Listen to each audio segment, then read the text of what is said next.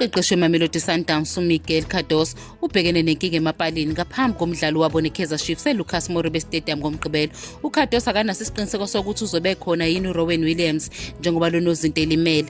Njengoba engekho Williams, uJordi February ubevimba emapalini, kodwa indlela adlale ngayo bedlala nesekhukhune ngolwesithathu kusihlwa ibikhathaza ngoba ubengenza kangcono ekuvikeleni ezikhathini eziholele ekutheni adedele amagoli. uDennis Onyango ongunozinto ophuma endaweni yesibili uzobe edonsa umdlalo wokugcina wokumiswa kwemidlalo emithathu okushiya uCardoso ekhetha phakathi kukaFebruary, Riyad Pitasi noSanele Shabalala emidlalweni ozayo. uShabalala ubehleze ebhentshini ngaphambi kukaPitasi emidlalweni emibili edlule, futhi angasabonakala okokuqala kulomqhudelwano uma uCardoso enquma ukwenza ushintsho.